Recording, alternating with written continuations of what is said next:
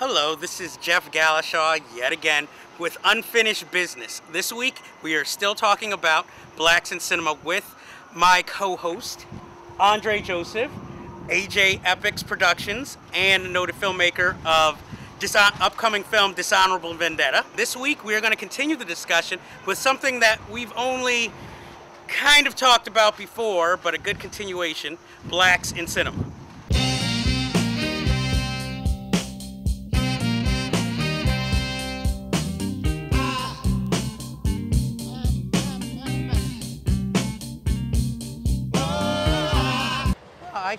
I respect that point of view, and I even liked it when he tried to do a black Western with Posse, with mixed results. It isn't horrible, but it's not that great either.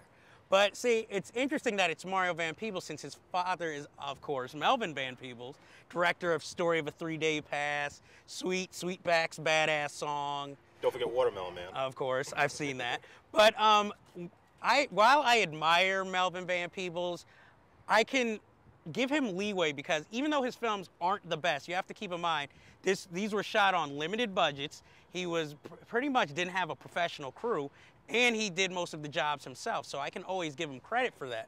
But one of the things that I find interesting is, why is a talent like Robert Townsend? He started out in the 1980s. He was making all these successful black films, Hollywood Shuffle, The Five Heartbeats, which is one of my favorite movies. Of course. And it seemed like after he tried to do a black superhero film with Meteor Man, it all went downhill, because I even saw a recent film he made called Phantom Punch with Ving Rhames. Yes. And it was really disappointing, but I couldn't tell if it was just the budget limitations or was it actually the direction. I think Phantom Punch could have been done better. I think if it had been done with a bigger budget and perhaps have more studio backing behind it, I think it could have been more of an event film like Ali, for example. Okay. I think in Townsend's case, he kind of grew to a point where, yeah, the studios probably lost faith in him, and he had to revert to television and to direct-to-video films. Which a lot of directors these days are, who might have gotten one film out in theaters, but now they mostly work in television. But having met the man personally twice myself, I would definitely tell you that unlike a lot of filmmakers, and even actors as well, he's probably one of the few that will actually take the time out to help and grow and nurture young filmmakers and comedians and actors. And that's something you don't really see that much nowadays, because everybody's pretty much out for the money. He's more for like doing his own thing, but also wanting to grow the next talent of filmmakers. Which I applaud, because, I mean, Eddie Murphy helped him get started, and he actually started with another prominent African-American filmmaker, Keenen Ivory Wayans, who seemed to start off well, but I don't know if you like his films, because though Spike Lee said that Tyler Perry did as much damage to black people, I actually think, in a way, Keenen Ivory Wayans, or the Wayans brothers as a whole, have kind of more damage to the black community. I mean, their films are spoofs, but I don't know, the way they come off, it kind of seems like this is how we are also. And I really dread whenever they come out with another film, because I just feel like I should go into hiding. I don't get it. I mean, I'm Gonna Get You Sucker, arguably one of the funniest movies ever made. I can even give him kudos for A Low Down Dirty Shape, action comedy. But then, I don't know, it seemed like with Scary Movie, I can deal with 1. 2, okay, we're pushing it. But then after that, it was just like, oh, the travesty that is white chicks. I'm like, what the hell? I'm like, that is one of the worst and insulting films. If it wasn't for Terry Crews and his dancing, I wouldn't like the film at all. And then Little Man? No.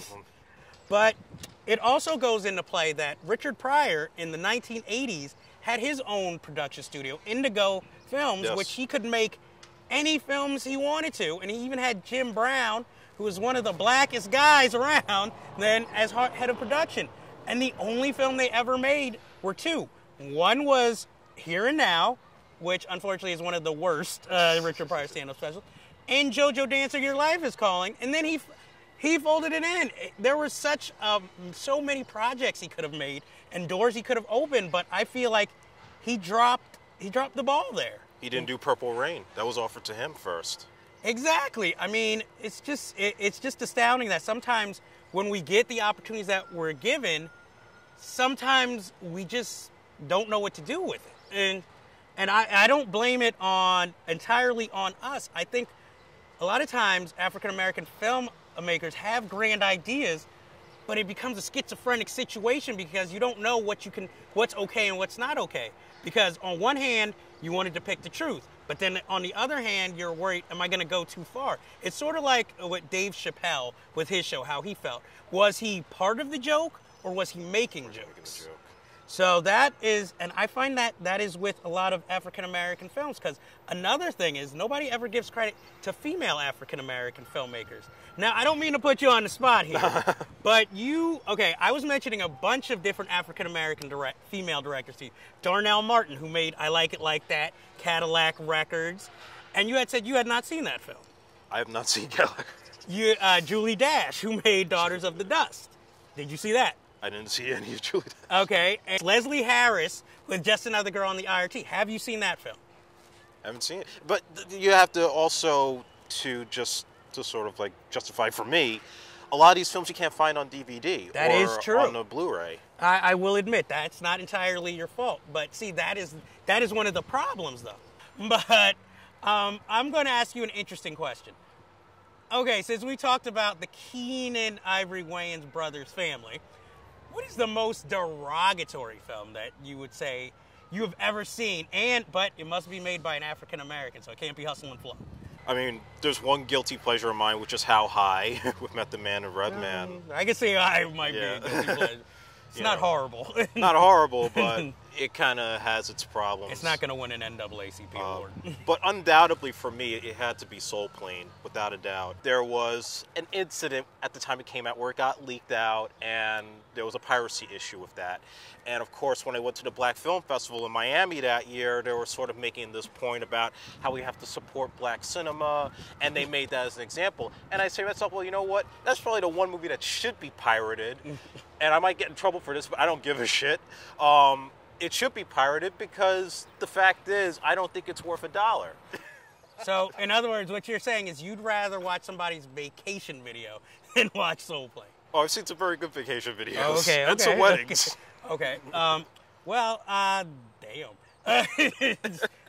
If I could, I would say something like maybe Be Cool, because that was directed by F. Gary Gray. But, I mean, you have Andre Benjamin and Cedric the Entertainer as rap label moguls / gangsters. I mean, it's a cliche, but was it really needed?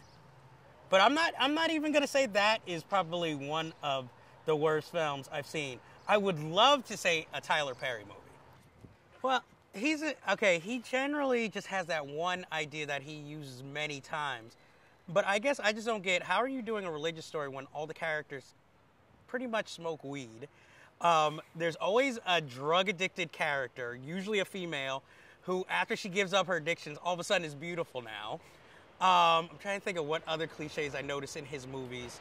The abusive husband. Oh, of course. Oh, the over-the-top villain who, through the end, somehow we have to find forgiveness for. That shows how much our heroine has come through. And, I mean, Tyler Perry has obviously gotten his audience from through faith-based and churches and his plays. But if you notice, T.D. Jakes did the same thing, but his films aren't great, but they're at least better. There's, Woman Thou Art Loosed? There's now this Jumping the Broom. I mean, hey, say what you want. I bet you they're a better time than sitting there watching a Tyler Perry movie.